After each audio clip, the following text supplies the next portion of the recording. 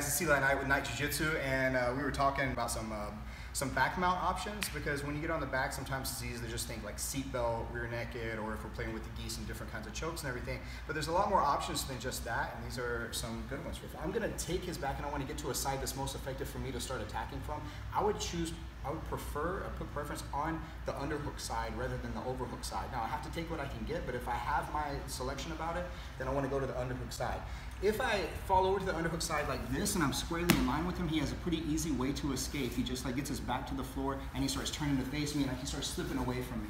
So to maintain better control of that, I think about turning like I'm gonna fall into an arm lock. So instead I keep the seatbelt some kind of way, I take both feet off to the side here like this, and then I'm gonna spin and get my head underneath his so that I wind up looking up at him this way and I'm a little more perpendicular.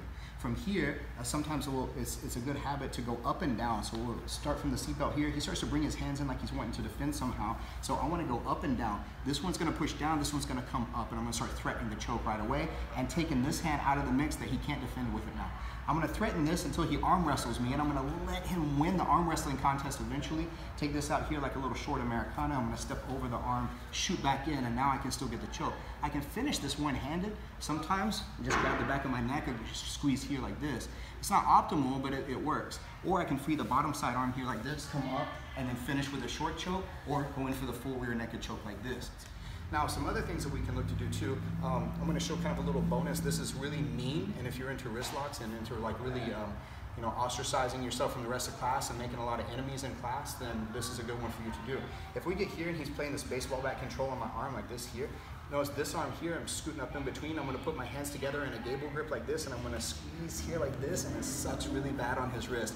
Now, I could use that as a wrist lock if I'm really mean, or I could just use that to kind of do this and strip it free, and then I can come back here and start to choke. Here's another good habit or another good tip that I picked up from watching, I believe it was watching Marcelo Garcia several years back, and he was giving this piece of advice.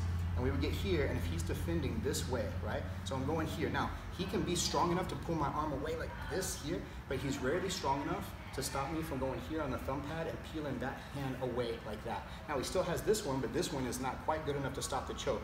So what can happen sometimes, I'll do this 2 or 3 times. I'll strip that free, let him go back and get it again, because he feels like he'll be more successful next time. And every time that I strip it, I'm ratcheting a little bit tighter with this choke until finally it's too late, and then I'm gonna go back to my short choke, because it's a little more effective when his head is flat against me. Sometimes I can't get behind the head like this like I need to. I don't want to go on top of the head here like this, because it'll strip this arm down and start to escape.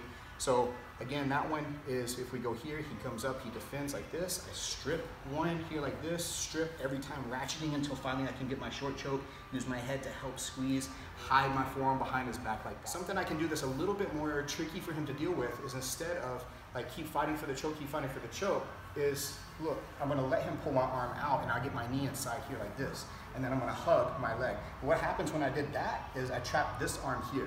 So now that arm is trapped, this hand here inside my leg, I grab and hold down here on the wrist. So if we get here like this, and he's really doing a good job of pulling here, I'm gonna hug my own leg, trapping his arm, get a hold of this wrist inside here like this. I wanna come inside here and frame like this here, and then I start to fall back to the side. He rotates to try to face me, and look, I bite in nice and tight, and I have my triangle. Or he'll see what's coming and he'll stop this rotation. So if that's the case, I'm gonna do the same kind of setup here like this. We get here, and if from here, he's not gonna rotate quite as much whenever I fall to the side, or he knows I'm baiting him, so he doesn't rotate at all. So then what happens in that case, I'm gonna come here, frame, and get this one behind here. This is the same one that I was wrapping over with. I hook behind his head like this, bring this one in front, squeeze, turn my knees the same direction, and then go back and finish this straight arm lock this direction here. Anyway, guys, those are a few options that might be a little bit different than you're used to. If all you're stuck with is just going rear naked choke, and you need a few more options like that, these are some good ones, and try them out. Be careful whenever you're training them, especially that mean little wrist lock in there. And let me know what you think about them in the comment section. Keep watching, like, subscribe, all that stuff. Thank you, guys.